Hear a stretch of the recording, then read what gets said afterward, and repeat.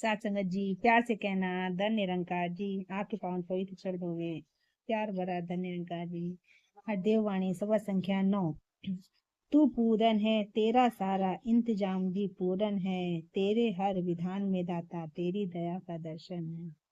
कहते हैं इसके इंतजाम में तो कोई कमी नहीं है, मगर हम ही लोग कमी ढूंढ लेते हैं। हमारा कोई काम जब करने चलते हैं नहीं पूरा होता तो हम लोग सैकड़ों कमियां निकाल देते हैं। हे ईश्वर, आपने क्या किया, ये तो आपने मेरा काम बिगाड़ दिया। मेरा काम तो बनने वाला था, पता नहीं कैसे बिगड़ गया, आपने क्यों किया। सैकड़ों क्वेश्चन खड़े कर देते हैं।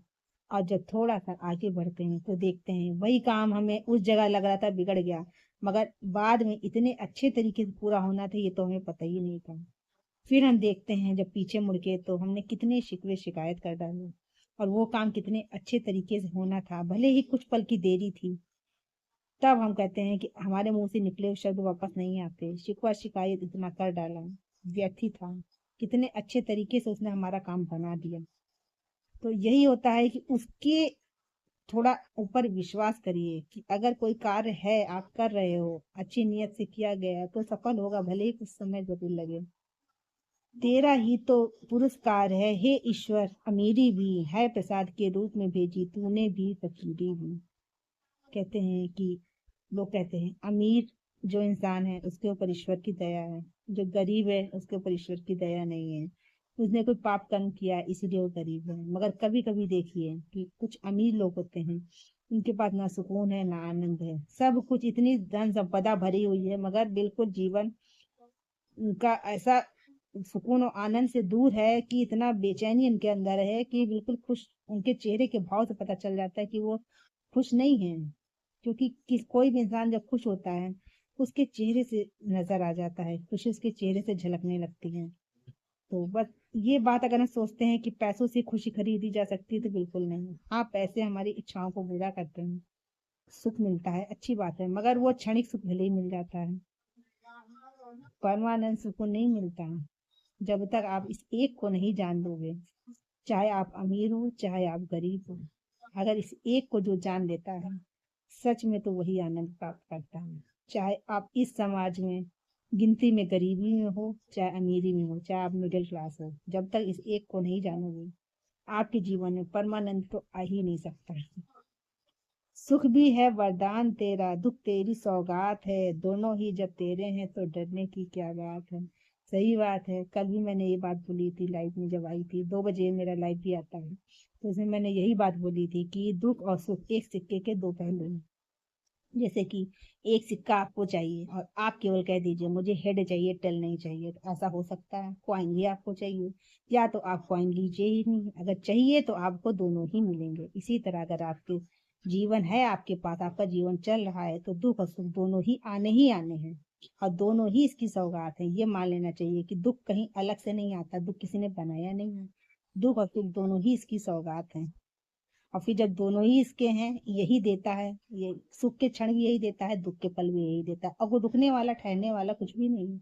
अगर सुख के पल आके चले जाते हैं तो दुख के पल भी आके चले जाते हैं। बस हमको ये लगता है कि दुख के पल बहुत ज्यादा लंबे हैं, सुख के पल बहुत छोटे हैं, ये हमारा अनुभव होता है केवल, मगर ठहरता कुछ भी नहीं है। तो समय की धारा में तो सब कुछ बहा जाएगा।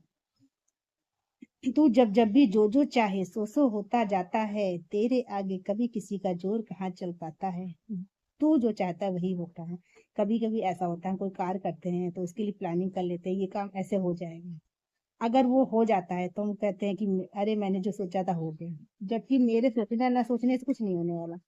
ईश्वर ने उस काम को सोच रखा था, वो होना ही था। और जब नहीं होता है तो मैं हम लोग ये कहते हैं कि हे ईश्वर आपने क्या किया, मैंने इतने अच्छी मेहनत से काम किया, काम सफल नहीं करा। तो ये हम लोग अपने हिसाब से अपनी जिंदगी को चलाने लगते हैं, जबकि ये जिंदगी हमारे हिसाब से नहीं चलती। कहते हैं कि एक पत्ता भी हिलता है तो इसकी रजा में हिलता है, किसी मर्जी के बिना नहीं हो सकता है। तो ये तो हमारा जीवन है, ये तो यही चला ही रहा है, तो ये अपने हिसाब से ही चलाएगा। बट अगर जिस दिन हम कर्ता भाव में आ जाते हैं, दुख तो हमारा तभी होता है। अपने जीवन को हम अपने हिसाब से चलाने लगते हैं, और ये भी कहने लगते हैं हे ईश्वर आपको ये नहीं करना था, ये करना था, मतलब ये भी बताते हैं कि ईश्वर भी मेरे हिसाब से चलेगा। तो ये सब भाव आना ही अज्ञानता का कारण है और दुख का कारण है।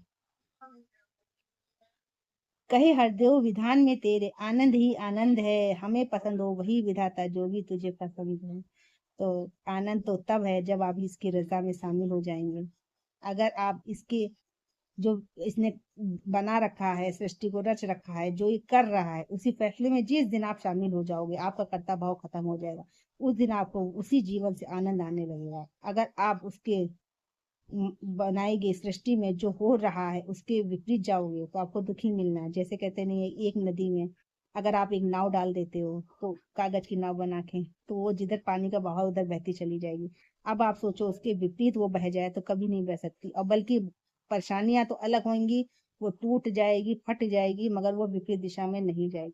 हम लोग यही करते हैं, जो विधि का विधान है, जो ईश्वर ने बना के रखा है, उसी रजा में अगर आप शामिल हो जाइए, कर्ता भाव को हटा दीजिए और उसी दशा में बहना शुरू कर दीजिए जिस दिशा में ईश्वर आपको बहाना चाह रहा है, तो आप सुख और सुकून के साथ बहते चले जाओगे। आपको कोई भी कठिनाई का सामना नहीं करना पड़ेगा, कुछ भी समय रुकता नहीं, सुख ना दुख। और सब जब दोनों ही इसके बनाए हुए हैं, तो दुख आया है तो वो सुख भी देगा। तो बस इंतजार है इसके फैसले का। उसमें आनंद में रहिए, विधि का विधान कभी नहीं टलता। अगर आप दुखी होकर उसको समय को गुजारोगे तो भी वो समय वैसे ही चलना है, अगर सुख होकर गुजारोगे तो भी वैसे ही चलना है। तो दुख के पल कब सुख में बदल जाते हैं, जब आपके मन में कर्ता भाव खत्म हो जाता है, तो आपको दुख भी पता ही नहीं चलता। और कब वो दिन भी बीत जाते हैं कुछ भी नहीं पता चलता। सब इसकी रजा में जो हो रहा है, आनंद ही आनंद आने लगता है। क्योंकि होना इसी के हिसाब से ही है, दुनिया इसी के हिसाब से ही चलनी है, तो हम भी इसकी रजा में शामिल हो जाएं, सबसे अच्छी यही बात है। प्यार से कहना जी, धन्य निरंकार जी।